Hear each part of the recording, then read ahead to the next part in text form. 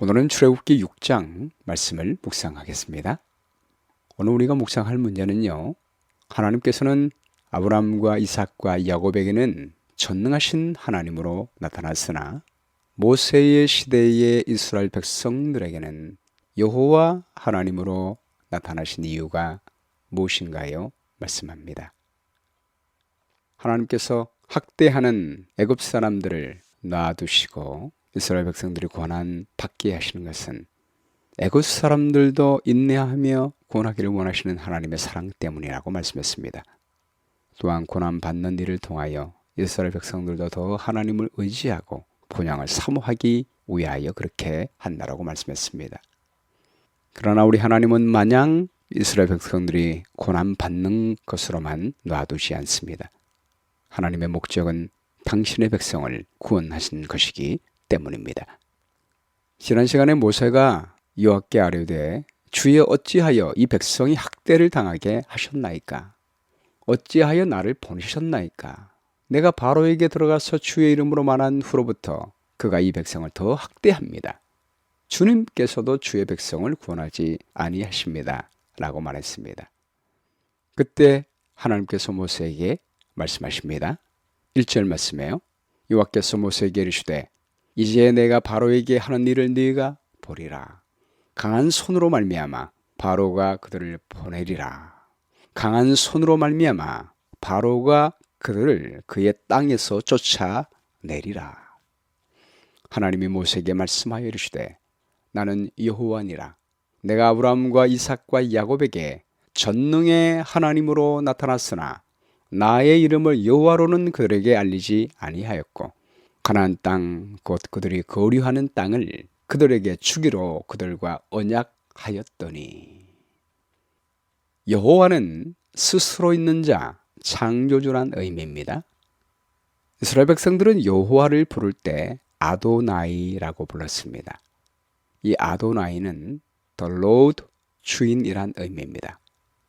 스스로 계신 하나님, 그 하나님의 존귀한 이름을 차마 부르지 못하여 아도나이 주님이라고 불렀습니다.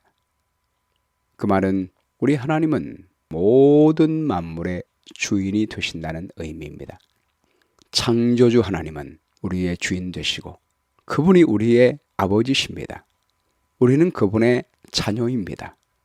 우리는 그분께 속해 있고 그분이 주권을 갖고 계시는 것입니다. 하나님께서 이스라엘 백성들에게 여호와로 알리겠다는 것은 창조주여 만물의 주인으로서 종으로 팔려 신음하는 당신의 백성을 찾으시겠다는 말입니다. 5절 말씀에요. 이제 애굽 사람이 종으로 삼은 이스라엘 자손의 신음소리를 내가 듣고 나의 언약을 기억하노라.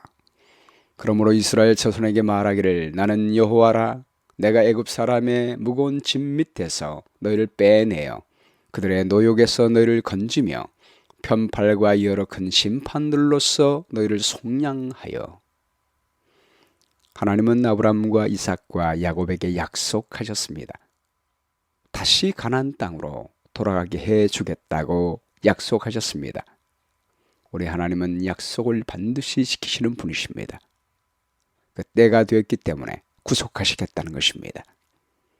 내가 너희를 속량하여. 속량이란 말은 값을 주고 다시 빼어내어 구원한다는 말입니다.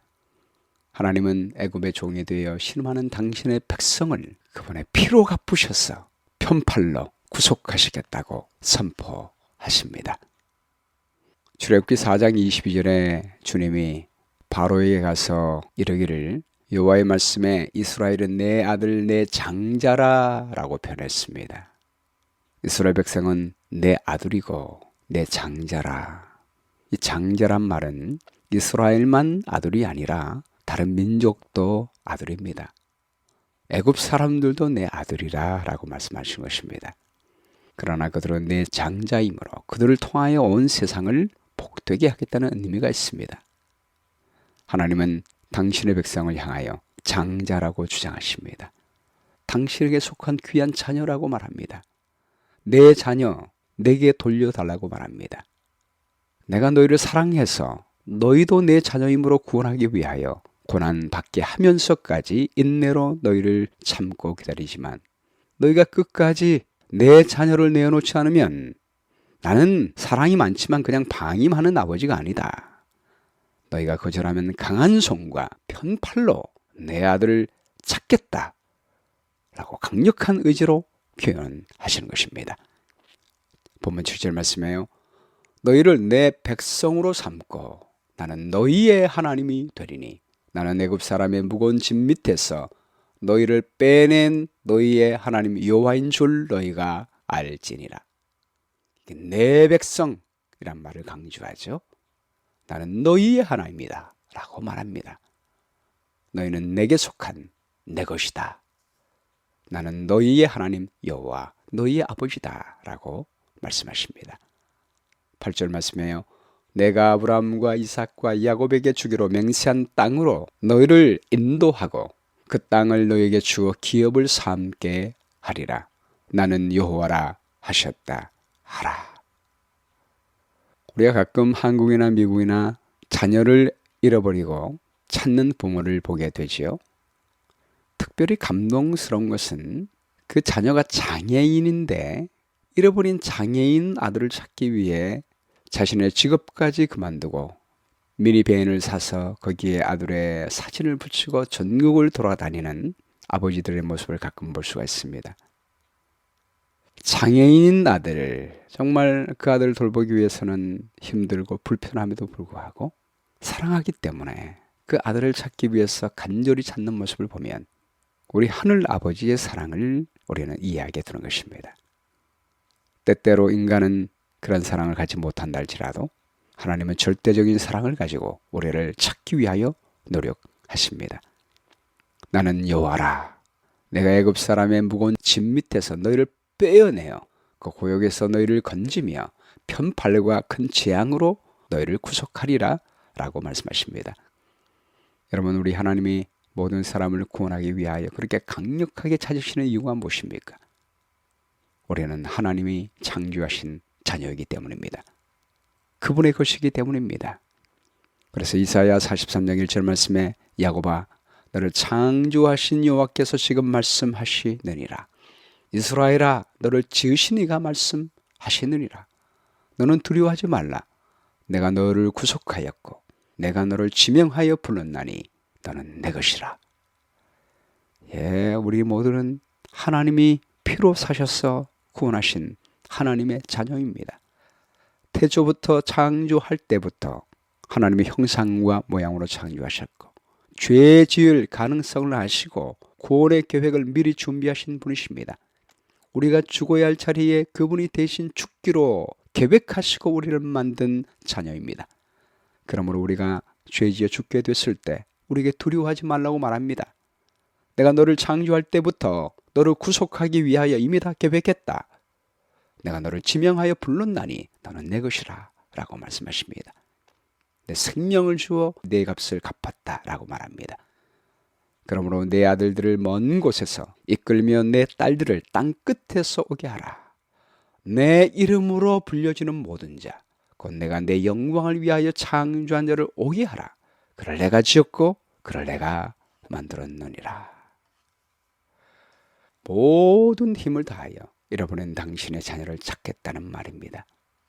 우리 예수님이 이 땅에 오셨을 때 삭개오의 집에서 하신 말씀, 인자가 온 것은 잃어버린 자를 찾아 구원하려 함이라.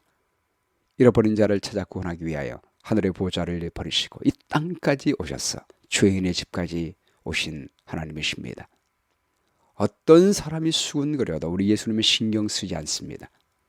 오직 잃어버린 자를 찾는 데 온 힘을 기울이십니다. 누가복음 15장에 잃은 자를 찾으시는 그 세 가지 비유를 통해서 반복되는 말이 뭐냐면 잃은 것을 찾아내기까지 찾아다니지 않겠느냐라고 하는 말입니다. 아버지도 아들이 돌아올 때까지 날마다 나와서 기다리시고 아들이 돌아올 때 아직도 거리가 먼데 아버지가 그를 보고 지그리 여기에 달려가서 목을 안고 입을 맞추시는 하나님을 보게 되는 것입니다.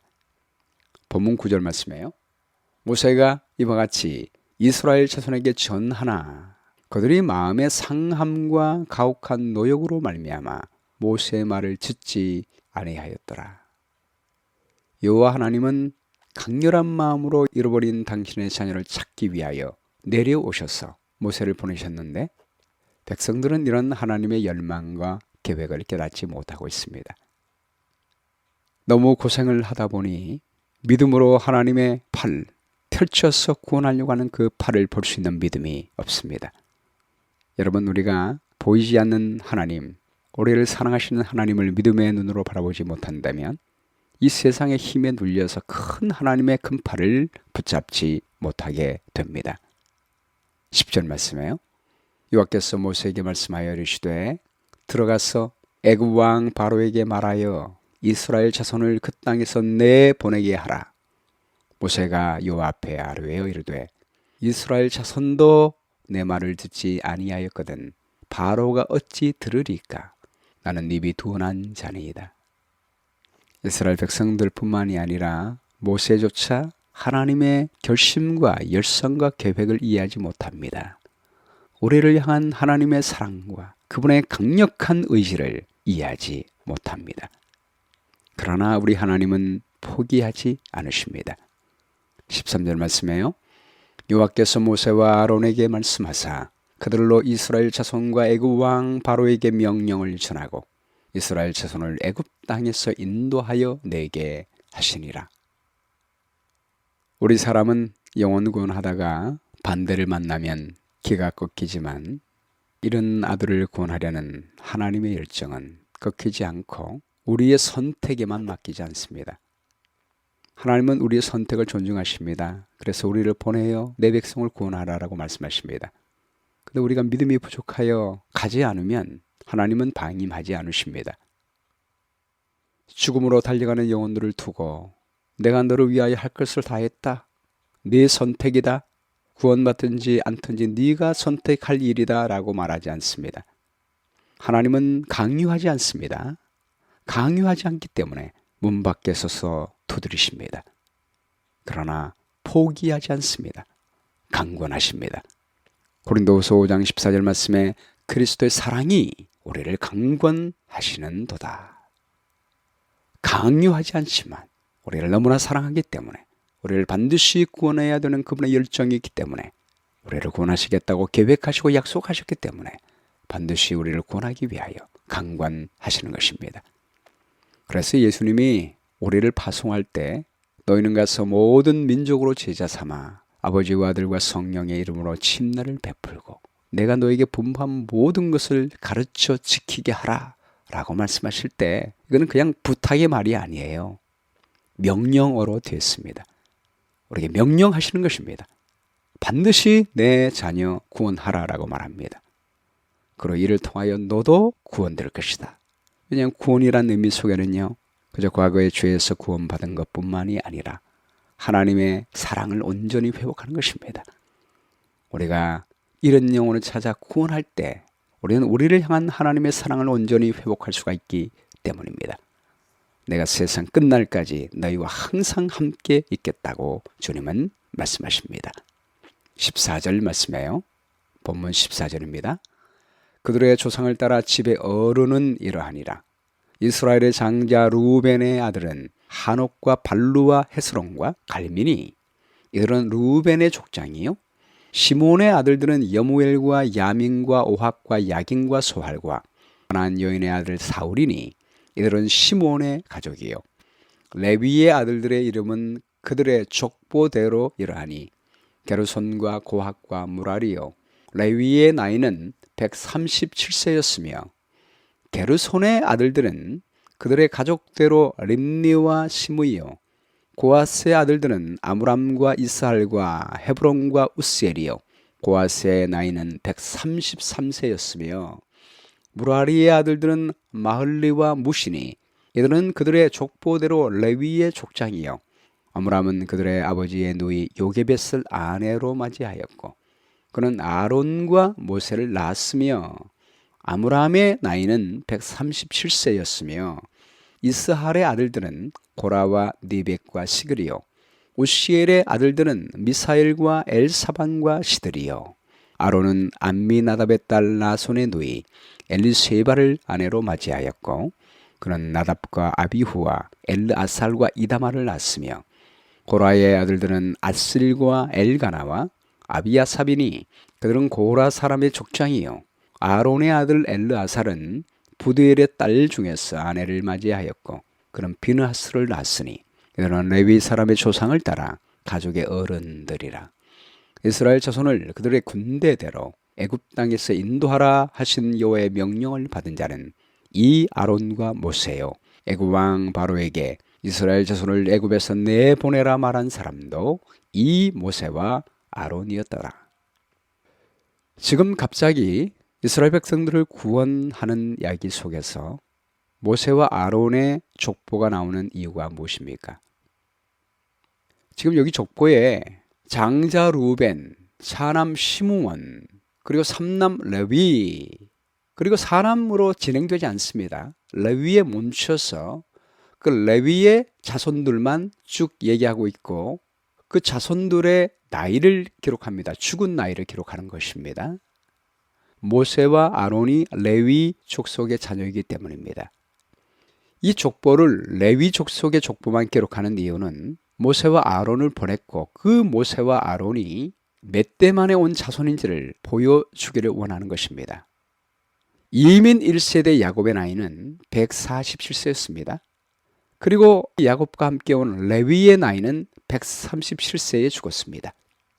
이민 2세대 레위의 아들 고아스의 나이는 133세입니다. 이민 3세대 고아스의 아들 아므람의 나이는 137세입니다. 그 이민 4세대 모세의 나이는 80세였습니다. 이 당시에. 그 세대별로 따지면 400년이 된 것입니다.